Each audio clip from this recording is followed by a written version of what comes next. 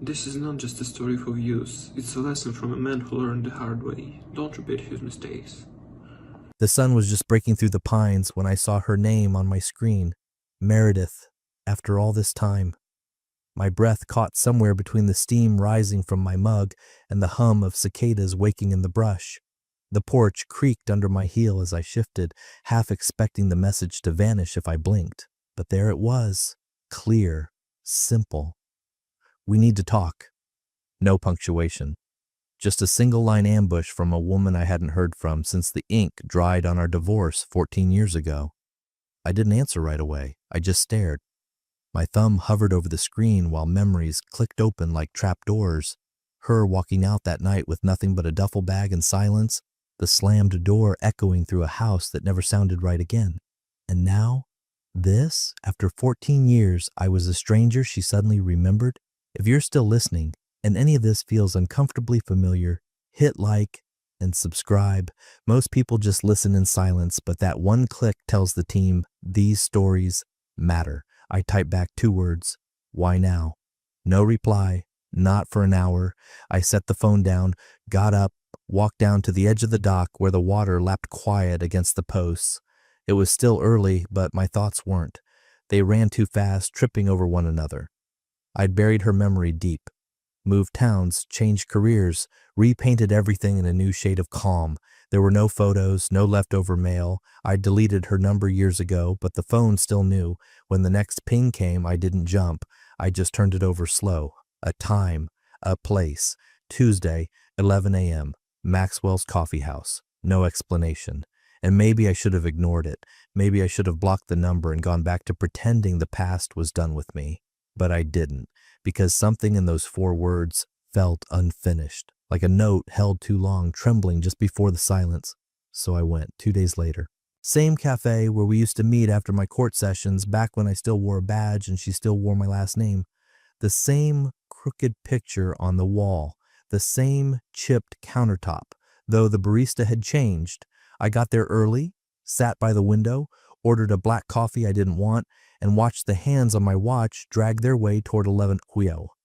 She walked in at 11:04, alone. Older, that was the first thing I noticed. Her hair was still red but cut shorter, practical. A gray coat, plain scarf, and tired eyes. She hesitated near the door like she wasn't sure she should be there, then spotted me, forced a thin smile, and crossed the floor like a woman carrying something heavier than regret. "Hi," she said. I nodded. "Meredith." She sat, didn't touch the menu, just twisted the cardboard coffee sleeve in her fingers like it was her only anchor. For a moment, neither of us spoke. Then she looked up and said quietly, "I owe you something." I didn't move, didn't blink. She reached into her bag and pulled out a thick envelope, slid it across the table. Inside, a photo. A girl, 12, maybe 13, red curls, my eyes, and beneath that, lab results, DNA, paternity confirmation. I felt the air leave my chest, like I'd been sucker punched through time. 14 years of silence collapsed into a single truth. "I told her you were gone," Meredith said, her voice brittle. "But you're her father." I didn't touch the envelope at first, just looked at it sitting there between us like a live wire. I could feel the weight of it through the table. Meredith's hands were still on either side, fingers curled tight like she wanted to take it back and rewind whatever she'd just done, but she didn't. She just waited, watching me, bracing. The photo was on top. A school portrait slightly bent at the corner, pale blue background, a girl in a navy-collared shirt, her hair wild and reddish, falling in uneven curls to her shoulders. She wasn't smiling, not really. Just that awkward halfway expression that kids make when they've been told to say cheese too many times. Her eyes stopped me cold. Not just the color, they had a squint behind them. Focused, observant, familiar.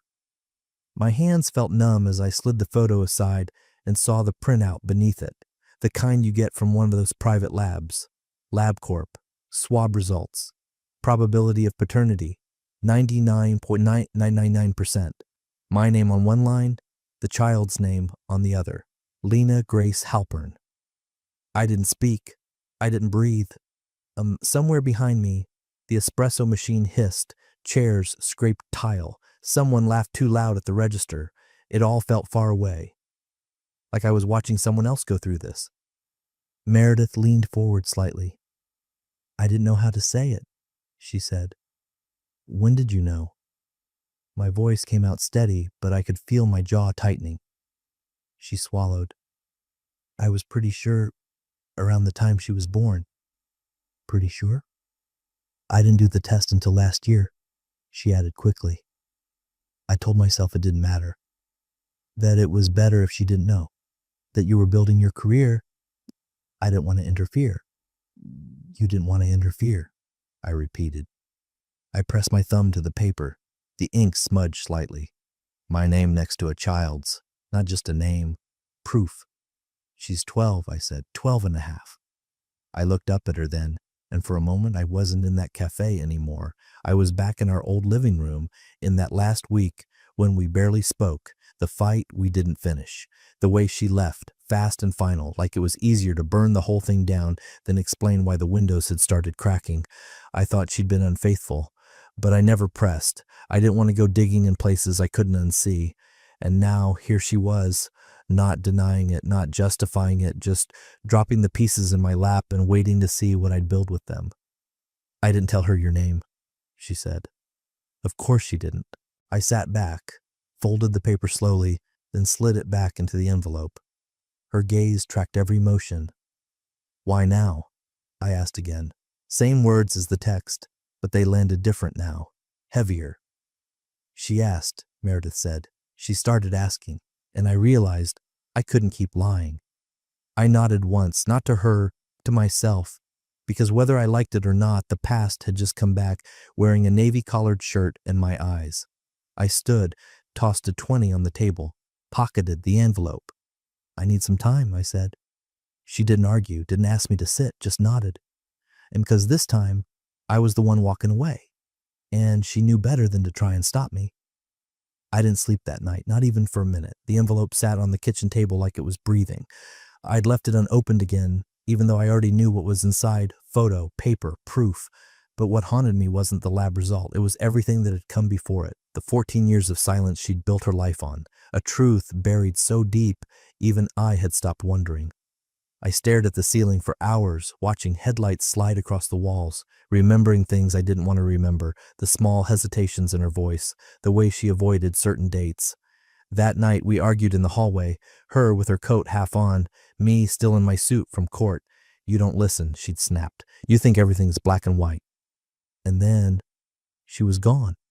I always thought she left because we'd grown apart, because I worked too much, because I wasn't enough. I never imagined she'd been carrying a secret that whole time. The next morning I pulled out the old storage box I kept buried in the back of the closet. Legal documents, signed agreements, old letters I never threw away. There it was, our divorce filing. Joint consent, no children, no property dispute, clean, sterile, final. I ran my hand across the cover page like it might rewrite itself. She didn't fight for anything. Not the house, not the car, not me. She just left, and I let her, because I didn't want to beg someone to stay. But now I saw it for what it really was, an exit wound she cauterized with a mission. I thought it would ruin your life, she'd said, eyes on the coffee sleeve she kept twisting between her fingers. You had just made partner.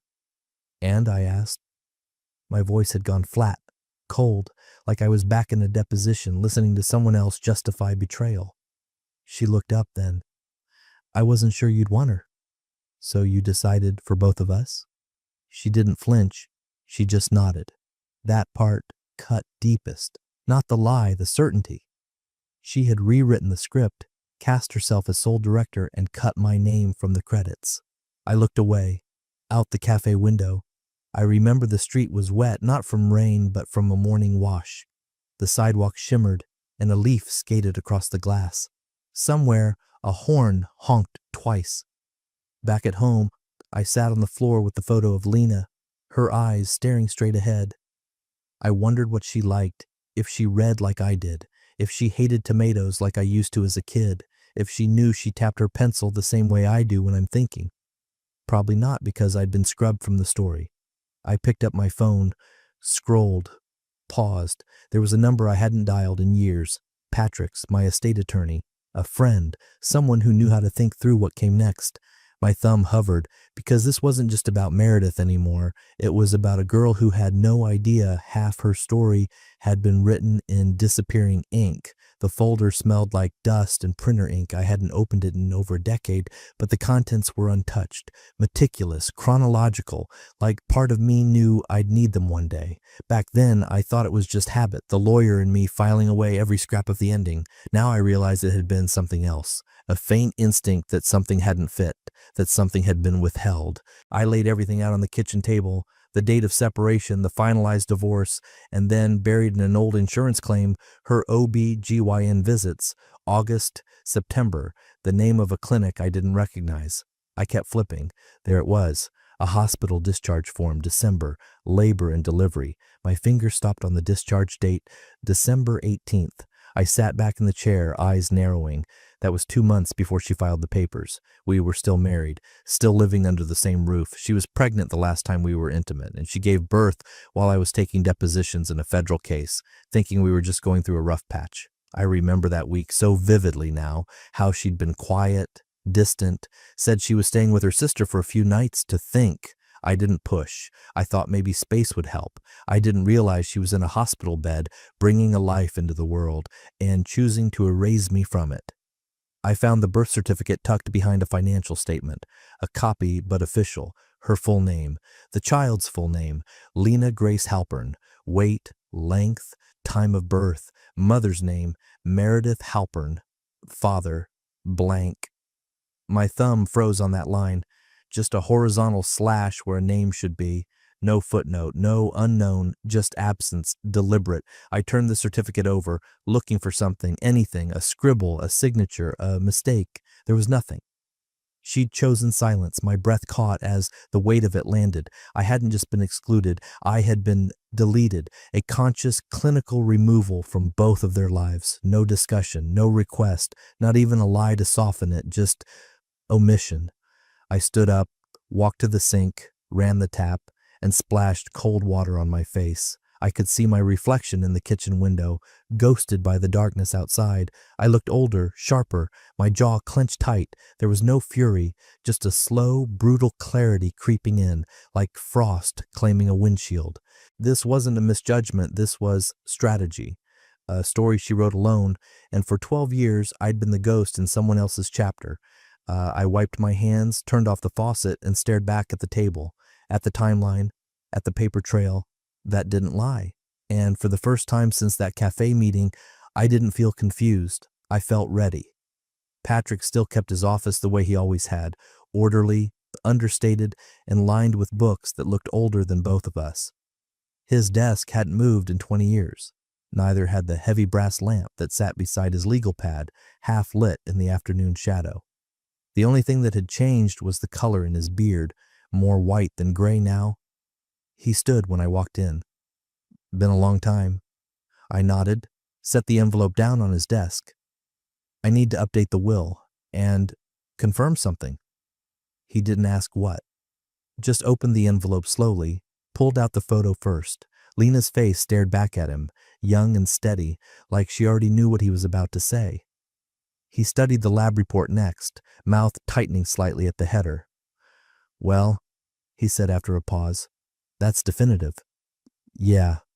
Patrick flipped the page, scanned the percentages, then looked at me across the desk. I can draft the paternity affidavit. We'll need it notarized. Then I'll update the guardianship clauses, the contingent trust, the medical proxy, everything. Good, I said. But, he added, folding his hands together, are you sure you want to open this door? I didn't answer right away. Just looked down at Lena's photo again, the half smile, the reluctant confidence in her expression. I could see the pieces of myself in her now, not just the eyes, the slight forward lean like she didn't fully trust the camera, the set of her mouth, the trace of something skeptical and stubborn. And it wasn't her fault. None of it was. I didn't close it, I said quietly. That door was opened years ago. I just wasn't invited in. Patrick nodded, then started writing. I'll make everything airtight. You want her in the will directly? Yes, but not anonymously. I'm not some secret benefactor. She deserves to know who I am. You planning to reach out to her? I already have, I said, not directly, through Meredith. I proposed a meeting. He raised an eyebrow but didn't comment, just kept writing. I watched the words take form as his pen moved, lines that made space for a daughter who had lived 13 years without knowing I existed, legal mechanisms to reattach a branch that had been quietly cut from the tree. Patrick slid a draft across the table. This will establish legal acknowledgement. Once signed and filed, you'll be able to petition for contact, even custodial consideration depending on the state's view. I nodded. And the trust? Education, medical, long-term stability. He tapped his pen once. Meredith won't like this. I'm not doing it for Meredith. He leaned back. Then you're doing it for the right reasons. Outside, the sky had started to darken. Early winter dusk. I stood, picked up the folder, and buttoned my coat. Send the drafts. I'll come back in to sign. Patrick nodded. You're sure she's ready for this? No, I said, but I am. I didn't reach for the phone, not because I didn't want to hear her voice, but because I didn't trust what I might say if I did. Some truths deserve more than texts or calls. They deserve ink, weight, paper you can hold in your hand, reread, fold, tear, or keep forever. So I sat at my desk late that evening, lit one lamp, and wrote no accusations, no layered emotions, just facts, boundaries, intent. I am willing to provide full educational support, medical coverage, and create a formal trust for Lena in her name, but I will not remain a secret benefactor. She deserves the truth about where she comes from, about me. And I deserve to see my daughter face to face. Attached behind that page, the affidavit Patrick had drawn up, signed, notarized. Tucked inside the envelope was also a formal legal request for shared custodial access, limited at first, enough to open a door, the kind of door Meredith had once locked behind her without looking back. At the bottom of the letter, I added one final request.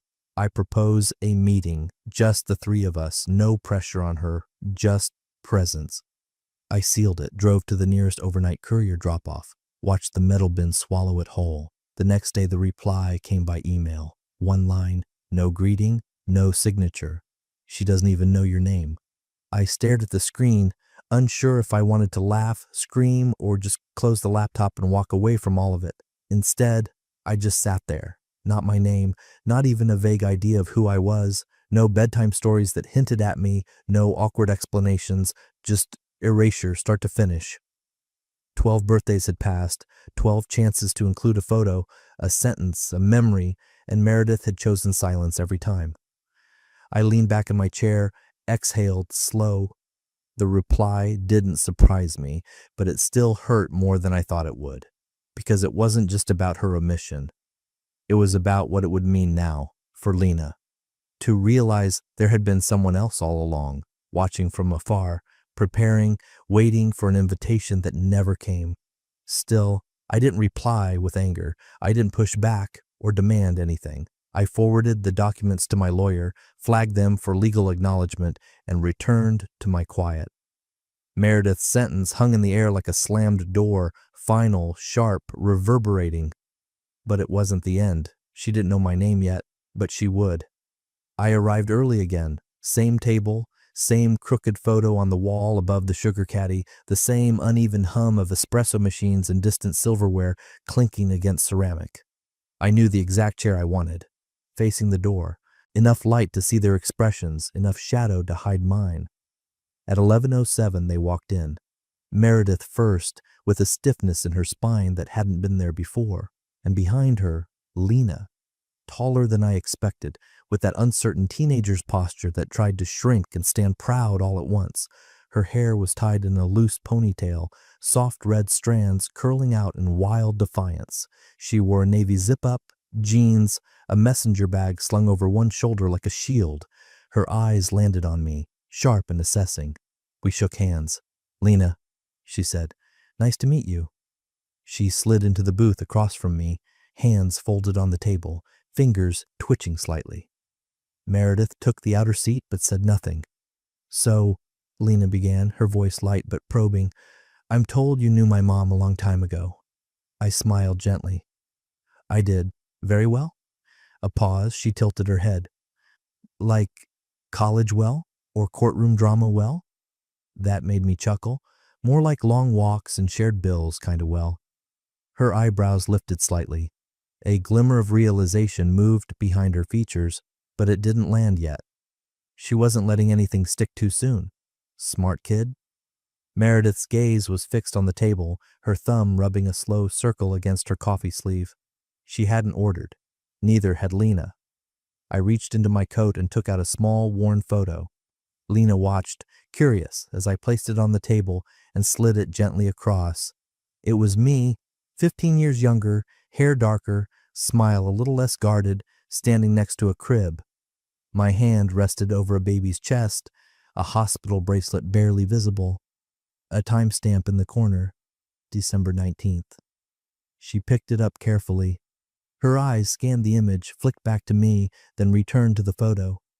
She didn't speak at first. Just studied it, the way kids do when they're piecing something together that changes the shape of their world. That's me? She asked quietly. Yes. How do you have this? I kept my voice steady. It was taken the day after you were born, before I knew I wouldn't be allowed back. Meredith finally looked up, her face pale, tight. She didn't interrupt. Lena blinked. She stared at the picture again, and this time her breath caught. It was subtle, but it was there. A shift. Her posture changed, shoulders slightly pulled in, not scared, processing. Why now? She asked, eyes still on the photo. Why not sooner? I met her eyes. Because I didn't know you existed until 2 weeks ago. She slowly set the photo down and turned it to face her again. Her lips parted. No sound came out. Somewhere in her chest, something cracked. Recognition didn't roar in. It leaked. Slowly. One drop at a time. A truth that had been sleeping was starting to wake up. She looked like she wanted to say something else, but didn't. So we sat in silence. Her fingers traced the edge of the photo, and for the first time her expression softened. Not all the way, not yet, but enough to let something in. Her parents still lived in the same house. Beige siding, green shutters, and that creaky porch swing I used to help fix every spring. Nothing had changed from the outside, but stepping through the threshold felt like entering someone else's life, one I'd once belonged to before being erased without explanation. They greeted me with stiff politeness. Confusion sat heavy in the air, unspoken but sharp. Meredith was already inside, seated on the edge of the love seat like a guest in her own childhood home. She didn't look at me.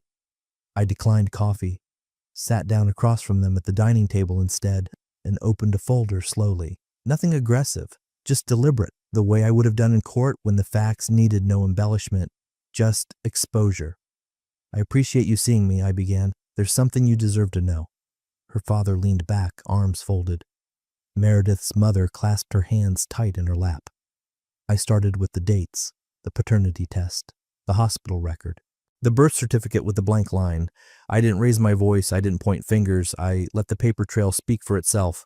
At first, they didn't seem to register it, her father's brow furrowed like he was scanning for a catch. Her mother just stared at the paperwork, then at me, then back again. I slid over the photo of Lena, her school portrait, and next to it the one from the hospital. Me, beside her crib, my hand on her chest. She's my daughter, I said calmly. I didn't find out until recently, and I'm here today because I think you deserve to hear the truth from me, not just from Meredith. Her mother's lips parted, but nothing came out. Her father's eyes locked on the affidavit I slid forward next, legal, unemotional, a formal declaration of paternity and intent to be part of Lena's life. I'm not here to disrupt anything, I continued, but I won't be treated like I never existed. Silence stretched. Then Meredith's father slowly pushed back his chair and stood, his face stone. His hands trembled slightly at his sides. You were at the hospital?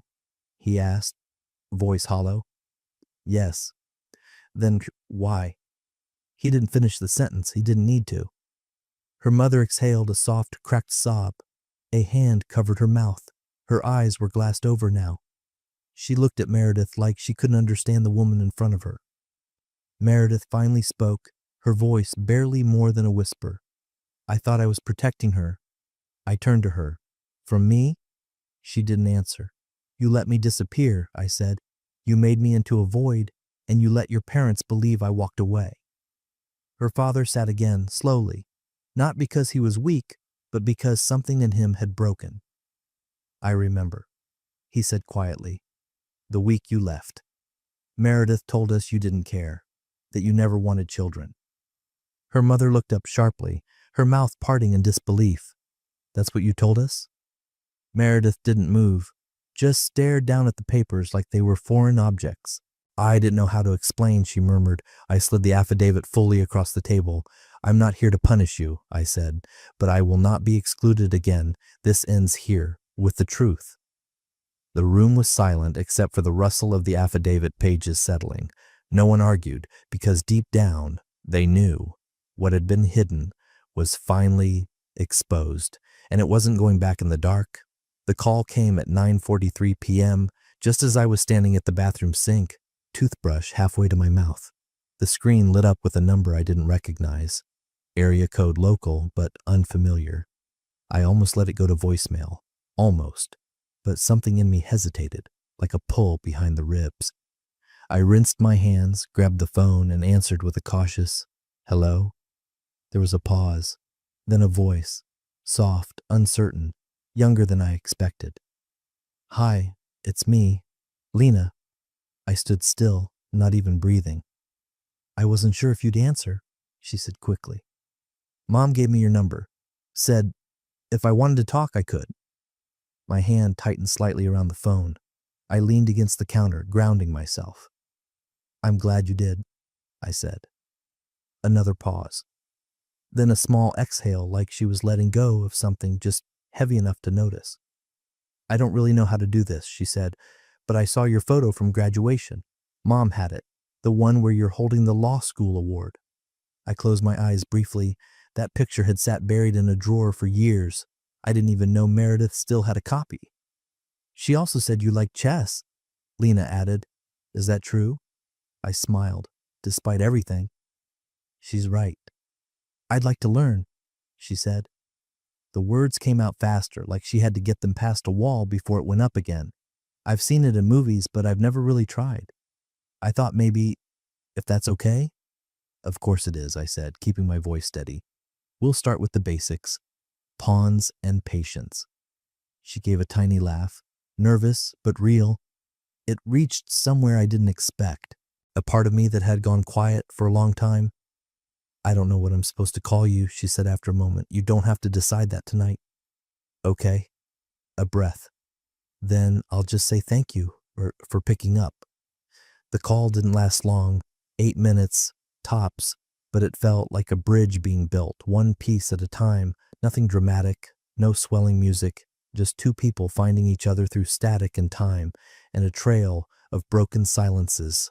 After we hung up, I stood in the bathroom, still holding the phone, toothbrush untouched, and for the first time since the cafe, since the affidavit, since the folder full of sealed truth, I let myself hope, not for redemption, not for repair, just for connection.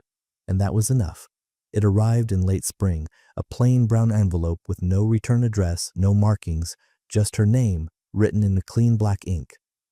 Meredith opened it at her kitchen counter, coffee cooling beside the sink, sunlight touching the edge of a stack of unpaid medical forms and PTA newsletters. Inside was a transcript. Legal, dry, precise. The date stamped at the top was from 13 years ago, 3 weeks after our divorce had finalized. She blinked once, then again, then began to read. It was a deposition.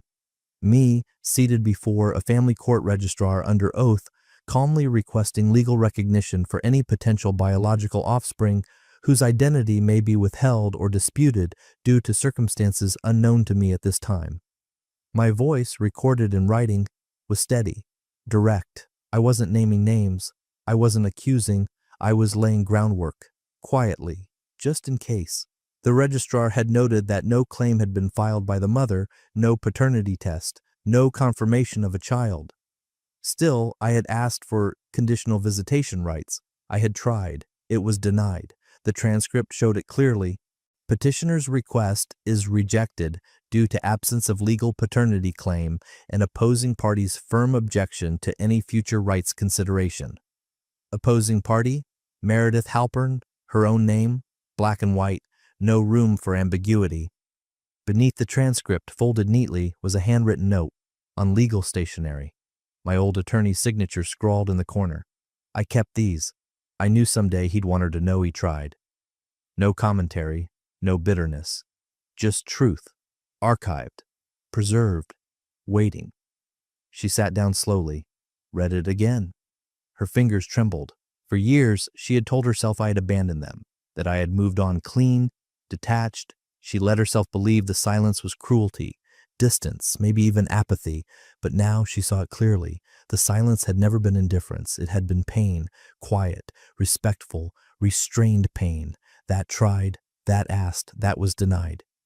She pressed the transcript flat against the table and stared at the words until they blurred, because in the end, it wasn't a fight that proved what I felt. It wasn't rage or pleading. It was a single line in an old file, read in the stillness of a kitchen 13 years too late. She wept, and I wasn't there to see it, but the record was documented, time-stamped, and patient.